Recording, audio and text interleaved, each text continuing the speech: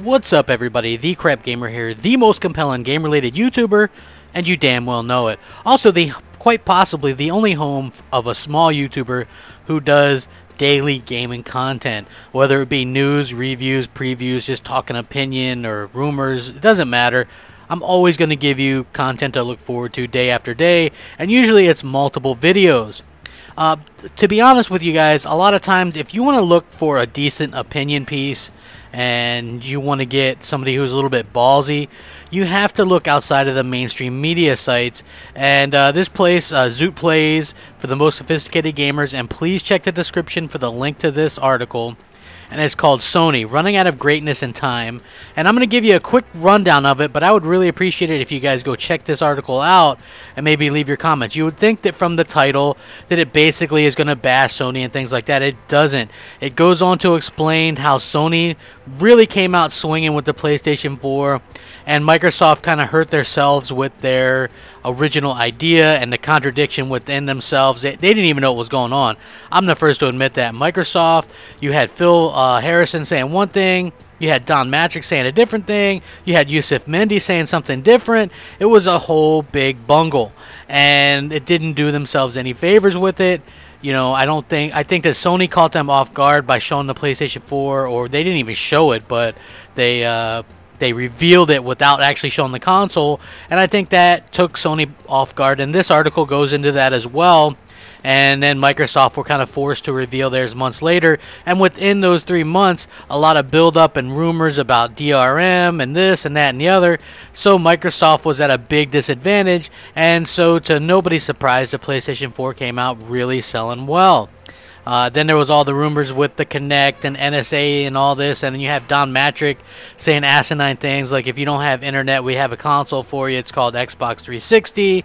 And so we know all that stuff, and that's what this thing covers. It kind of covers everything from the start, you know what I mean? But it also goes on to say how, you know, immediately or almost immediately, Microsoft started to change things around.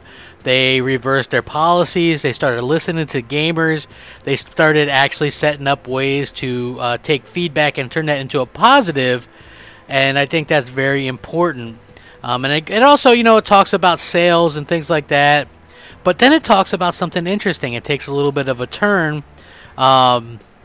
It says, month after month, Sony's PlayStation 4 outsold Microsoft's Xbox One. Microsoft's trump card, Titanfall, though it was the best-selling game in February 2014, could not help the console outsell the PS4. But Microsoft is a strong company, and they were learning fast. It was time to listen to the players. Microsoft implemented a monthly update of tweaks and changes voiced by gamers themselves. Party chat improvements, UI changes, background images, and more. Huge changes each month were being pumped out by votes on what was most important to the gaming community. Though the numbers for the Xbox One were in no way catching up to the PlayStation 4, customer satisfaction in fact was. And this is where Sony began to rest on their laurels. Sony began to turn back into Sony. PlayStation Now was revealed for PS4 through an angered cry from the fans. $4.99 to rent a game from Sony, touted streaming service for a measly 5 hours, and a much steeper for longer periods of time price. Often getting complaints that it would be cheaper to buy many of the games on the service at a store than to rent them on PlayStation Now. And then it goes on to talk about E3 2014 and how Microsoft showed a bunch of games and talked about nothing but games. Along with new head of Xbox Phil Spencer, Microsoft stepped foot into their train, started the engine, and began to roll forward with a vengeance. Sony rested again. Almost every non-indie title revealed at their E3 was a multi-platform game. They did show The Order 1886, Drive Club, and Uncharted The Thief's End, but it left many of the journalists and gamers alike wanting to see much more. And so many Sony loyalists wanting what was being offered on Microsoft's side, which even if they don't admit that, a lot of them really did want things like Forza Horizon 2, you know, Scalebound, you know, Halo, all these type of things, Sunset Overdrive.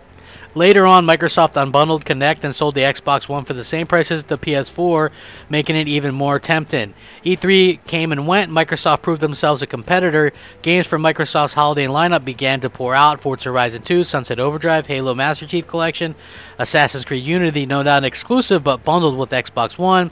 Sony released Drive Club to abysmal online functions and terrible reviews.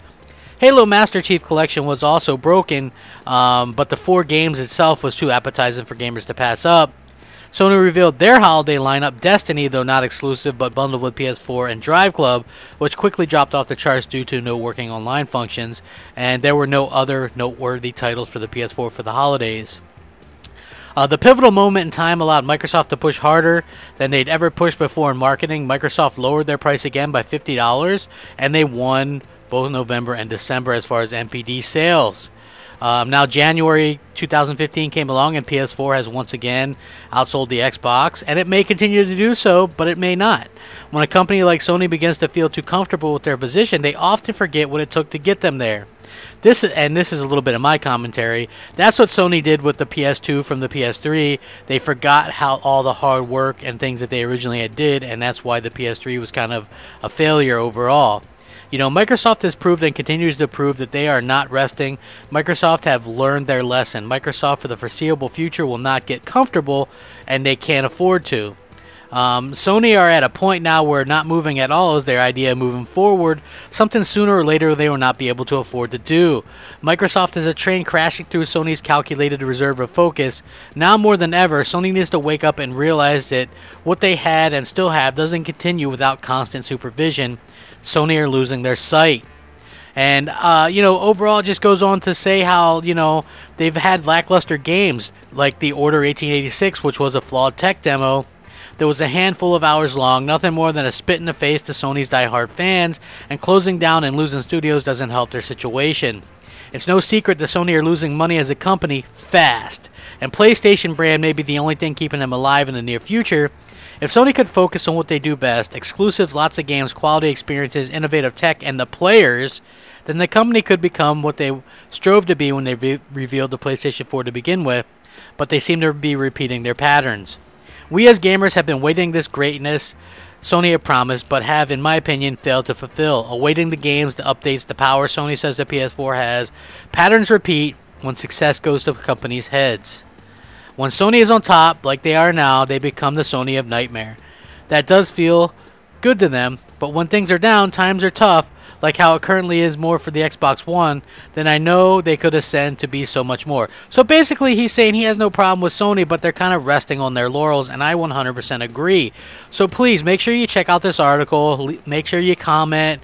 Let me know what you guys think about this in my comment section as well. Rate, subscribe, rack 'em up. Thanks for watching. CrapGamer, out.